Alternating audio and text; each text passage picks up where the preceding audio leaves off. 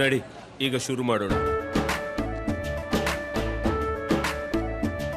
ಕೇಸರಿಯಿಂದ ಮನೋಲ್ಲಾಸ ಮನಸ್ಸು ಮತ್ತೇರಿ ಕುಣಿದಾಡಿದೆ ನೋಡು, ಮನಸ್ಸು ಮತ್ತೇರಿ ಕುಣಿದಾಡಿದೆ ನೋಡು.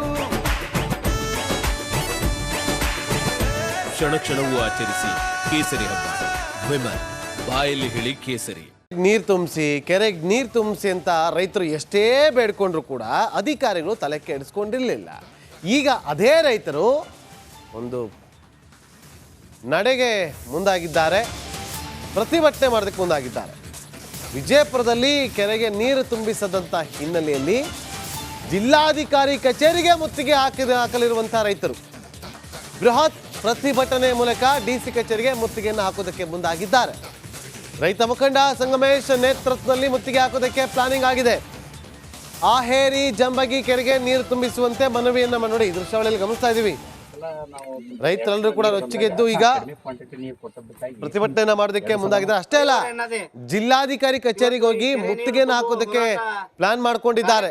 ನೋಡಿ, ಎಲ್ಲರೂ ಕೂಡ ಕೆರೆಗೆ ನೀರು ತುಂಬಿಸಿ ಅಂತ ಎಷ್ಟೇ ಕೇಳಿದ್ರು ಕೂಡ ಅವರು ಕೇಳಲಿಲ್ಲ.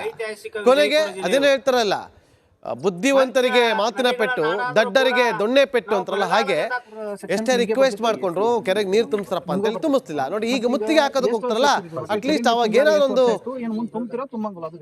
ಕೆಲಸಕ್ಕೆ ಮುಂದಾಗುವಂತ ಸಾಧ್ಯತೆಗಳು ಬರ್ತವೆ. ಜಂಬಗಿ ಗ್ರಾಮದಲ್ಲಿ ಇವತ್ತಿನ ದಿನ ನಾವು ಜಂಬಗಿ ಕೆರೆ ಆವರಣದಲ್ಲಿ ಸುಮಾರು 100 ರೈತರೊಂದಿಗೆ ಈ ಒಂದು ಹೋರಾಟವನ್ನು ಹಮ್ಮಿಕೊಳ್ಳಲಾಗಿದೆ. ಯಾಕಪ್ಪ ಅಂತಂದ್ರೆ ಈ ಭಾಗದೊಳಗ ವಿಜಯಪುರ ಜಿಲ್ಲೆಯ ಸುಮಾರು 149 ಕೆರೆಯನ್ನ ತುಂಬೋ ಯೋಜನೆಯಲ್ಲಿ ತುಂಬಲಾಕತ್ತಾರ. ಆದ್ರ ಈ ಜಂಬಗಿ, ಆಯೇರಿ ಮತ್ತು ಹುಣಸಾಳ ಕೆರೆಗೆ ತುಂಬದೆ ಈ ಭಾಗದ ರೈತರಿಗೆ ಸಾಕಷ್ಟು ಅನ್ಯಾಯ ಮಾಡಿರುವಂತಹ ಅಧಿಕಾರಿಗಳ ವಿರುದ್ಧ ನಾವು ಈಗಾಗಲೇ ಮಾನ್ಯ ಜಿಲ್ಲಾಧಿಕಾರಿಗಳಿಗೆ ಹಾಗೂ ಕೆಬಿಜನಲ್ ಅಧಿಕಾರಿಗಳಿಗೆ ಒಂದು ಮನವಿಯನ್ನು ಸಲ್ಲಿಸಿ ಈ ಕೆರೆಯನ್ನು ತುಂಬಿಸಿ ಅಂತ ಹೇಳಿ ಈಗಾಗಲೇ ಆಗ್ರಹ ಮಾಡಿದ್ದೆವು. ಆದಾಗ್ಯೂ ಕೂಡ ಈ ಒಂದು ಕೆರೆ ತುಂಬುದ ಒಂದು ನಿಟ್ಟಿನಲ್ಲಿ ಇವತ್ತಿನ ದಿನ ನಾವು ಈ ಒಂದು ಹೋರಾಟ ಹಮ್ಮಿಕೊಂಡಿದ್ದೀವಿ. ಈ ಭಾಗದ ರೈತರು ಇನ್ನು ಅನಿರ್ದಿಷ್ಟ ಧರಣಿ ಸತ್ಯಾಗ್ರಹವನ್ನ ಮುಂದುವರಿಸುವುದಾಗಿ ಈಗಾಗಲೇ ತಿಳಿಸಿದ್ದಾರೆ. ಸಿದ್ದರಾಮಯ್ಯನವರು ಪ್ರತಿನಿಧಿಸುವ ಕ್ಷೇತ್ರ ವರುಣ, ಅಲ್ಲಿ 94 ಜನ ವಾಂತಿ ಬೇಧಿಗೆ ಒಳಪಟ್ಟಿದ್ರು, ಅಸ್ವಸ್ಥಗೊಂಡಿದ್ರು, ಆಸ್ಪತ್ರೆಗೆ ದಾಖಲಾಗಿದ್ರು, ನಿರಂತರವಾಗಿ ಚಿಕಿತ್ಸೆಯನ್ನು ಪಡೆದುಕೊಳ್ತಾ ಇದ್ರು. ಇದೇ ವಿಚಾರಕ್ಕೆ ಸಂಬಂಧಪಟ್ಟಂತೆ ಈಗ ಕಾಲರಾ ಪತ್ತೆಯಾಗಿದೆ ಅನ್ನೋದ್ರ ಡೀಟೇಲ್ ಸಿಗ್ತಾ ಇದೆ. ಸಿಎಂ ಸಿದ್ದರಾಮಯ್ಯ ಪ್ರತಿನಿಧಿಸುವ ವರುಣಾ ಕ್ಷೇತ್ರ 3ರಲ್ಲಿ ಕಾಲರಾ ದೃಢಪಟ್ಟಿದೆ, ಮುಂದುವರಿತಾ ಇದೆ ಚಿಕಿತ್ಸೆ. ತಗಡೂರು ಗ್ರಾಮಸ್ಥರಿಗೆ ಚಿಕಿತ್ಸೆಯನ್ನ ಮುಂದುವರಿಸಲಾಗಿದೆ. ಕಲುಷಿತ ನೀರು ಸೇವನೆಯಿಂದ 94 ಮಂದಿ ಅನಾರೋಗ್ಯಕ್ಕೆ ತುತ್ತಾಗಿದ್ರು. ಮೈಸೂರು ಜಿಲ್ಲೆಯ ನಂಜನಗೂಡು ತಾಲೂಕು ಗ್ರಾಮದಲ್ಲೇ ಬೀಡು ಬಿಟ್ಟಿದ್ದಾರೆ ವೈದ್ಯಕೀಯ ಸಿಬ್ಬಂದಿ. ಸ್ಥಳಕ್ಕೆ ಡಿಎಚ್ಒ ಸೇರಿ ಹಲವರು ಭೇಟಿ ಕೊಟ್ಟಿದ್ದಾರಂತೆ. ಕಲುಷಿತ ನೀರು ಸೇವಿಸಿ ನಿನ್ನೆ ಒಬ್ಬರು ಮೃತಪಟ್ಟಿದ್ರು ಕೂಡ. ಈಗ 3ರಲ್ಲಿ ಕಾಲರಾ ಪತ್ತೆಯಾಗಿದೆ ಅನ್ನೋದ್ರ ಡೀಟೇಲ್ ಸದ್ಯ ಸಿಗ್ತಾ ಇದೆ. ಸಹಜವಾಗಿ ಈ ಕಲುಷಿತ ನೀರು ಸೇವನೆಯಿಂದ ಪತ್ತೆಯಾಗುವಂತಹ ರೋಗ ಕಾಲರಾ. ಹಾಗಾಗಿ 3ರಲ್ಲಿ ಅದು ದೃಢಪಟ್ಟಿದೆ ಅಂತ ಹೇಳಲಾಗ್ತಾ ಇದೆ. ಹಾಗಾಗಿ ಇನ್ನುಳಿದವರ ಸ್ಥಿತಿಗತಿಯ ಬಗ್ಗೆ ಕೂಡ ಮಾನಿಟರ್ ಮಾಡ್ತಿದ್ದಾರೆ ವೈದ್ಯಕೀಯ ಸಿಬ್ಬಂದಿ ಅನ್ನೋದ್ರ ಡೀಟೇಲ್ ಸಿಗ್ತಾ ಇದೆ. ಈ ಕುರಿತು ಮತ್ತಷ್ಟು ಡೀಟೇಲ್ಸ್ ಅನ್ನು ಕೊಡೋದಕ್ಕೆ ನಮ್ಮ ಪ್ರತಿನಿಧಿ ವಿನೋದ್ ದೂರವಾಣಿ ಸಂಪರ್ಕದಲ್ಲಿದ್ದಾರೆ. ವಿನೋದ್, ಸಹಜವಾಗಿ ವೈದ್ಯಕೀಯ ವಲಯದಲ್ಲಿ ಪ್ರಶ್ನೆ ಮಾಡಿದಂಥ ಸಂದರ್ಭದಲ್ಲಿ ಕಲುಷಿತ ನೀರು ಅಥವಾ ಯಾವುದೇ ಬೇರೆ ಕಾರಣದಿಂದಲೂ ಕೂಡ ಕಾಲರಾ ರೋಗ ಪತ್ತೆಯಾಗಬಹುದು ಅಂತ. ಈಗ 94 ಜನ ಅಸ್ವಸ್ಥಗೊಂಡಿರುವಂತಹ ಪ್ರಕರಣಕ್ಕೆ ಸಂಬಂಧಪಟ್ಟಂತೆ 3ರಲ್ಲಿ ಕಾಲರಾ ದೃಢಪಟ್ಟಿದೆ. ಇನ್ನುಳಿದವರ ಸ್ಥಿತಿ ಹೇಗಿದೆ, ಏನ್ ಡೀಟೇಲ್ಸ್ ಅನ್ನ ಕೊಡ್ತಾ ಹೋಗ್ತೀರಿ?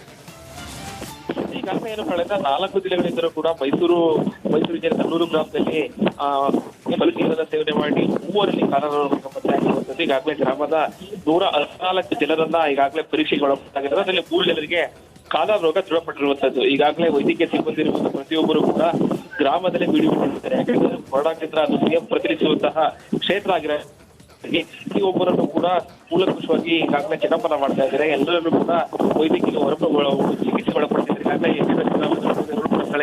ಓಕೆ, ಫೈನ್ ವಿನೋದ್, ನಿಮ್ಮ ವಾಯ್ಸ್ ಕ್ಲಾರಿಟಿ ಇಲ್ಲ, ಧನ್ಯವಾದಗಳು ತಮ್ಮೆಲ್ಲ ಮಾಹಿತಿಗೆ. ಒಟ್ಟಿನಲ್ಲಿ ಸಿಎಂ ಸಿದ್ದರಾಮಯ್ಯನವರು ಪ್ರತಿನಿಧಿಸುವ ಕ್ಷೇತ್ರ ವರುಣ, ಅವರದ್ದೇ ಕ್ಷೇತ್ರದಲ್ಲಿ 94 ಜನ ಅಸ್ವಸ್ಥಗೊಂಡಿದ್ರು ವಾಂತಿ ಬೇಧಿಯಿಂದಾಗಿ. ಬಟ್ ಪ್ರಾಥಮಿಕವಾಗಿ ಸಿಕ್ಕಂತ ಮಾಹಿತಿ ಇದು ಕಲುಷಿತ ನೀರು ಸೇವನೆಯಿಂದ ಅಸ್ವಸ್ಥಗೊಂಡಿದ್ರು ಅಂತ. ಈಗ 3ರಲ್ಲಿ ಕಾಲರಾ ರೋಗ ಪತ್ತೆಯಾಗಿದೆ ಅನ್ನೋದು, ಅಂದ್ರೆ ದೃಢಪಟ್ಟಿದೆ ಅನ್ನೋದ್ರ ಡೀಟೇಲ್ ಸದ್ಯ ಸಿಗ್ತಾ ಇದೆ. ಹಾಗಾಗಿ ಉಳಿದವರ ಸ್ಥಿತಿ ಏನು, ಅವರ ಪರಿಸ್ಥಿತಿ ಯಾವ ರೀತಿ ಇದೆ ಅನ್ನೋದ್ರ ಬಗ್ಗೆ ಕಂಪ್ಲೀಟ್ ಆಗಿ ಮಾನಿಟರ್ ಮಾಡ್ತಿದ್ದಾರೆ ವೈದ್ಯಕೀಯ ಸಿಬ್ಬಂದಿ. ಸ್ಥಳದಲ್ಲೇ ಬೀಡು ಬಿಡೋ ಮೂಲಕ ಅನ್ನೋದ್ರ ಡೀಟೇಲ್ ಸಿಗ್ತಾ ಇದೆ. ಬರೀ ಒಂದೂರಿನ ಕಥೆಯಲ್ಲ, ಬಹುತೇಕ ಗ್ರಾಮಗಳಲ್ಲಿ ಈ ರೀತಿ ಕಲುಷಿತ ನೀರೇ ಕುಡಿಯೋದಕ್ಕೆ ಆಸರೆ ಆಗ್ಬಿಟ್ಟಿದೆ. ಆ ಕಲುಷಿತ ನೀರು ಸೇವನೆಯಿಂದ ಬಹುತೇಕ ಗ್ರಾಮಗಳಲ್ಲಿ ಜನ ಬೇರೆ ಬೇರೆ ರೋಗಗಳಿಗೆ ತುತ್ತಾಗ್ತಿದ್ದಾರೆ. ಹಾಗಾಗಿ ಕೂಡಲೇ ಕ್ರಮ ಕೈಗೊಳ್ಳಬೇಕು ಅನ್ನುವಂಥ ಆಗ್ರಹ ಜನರದ್ದು.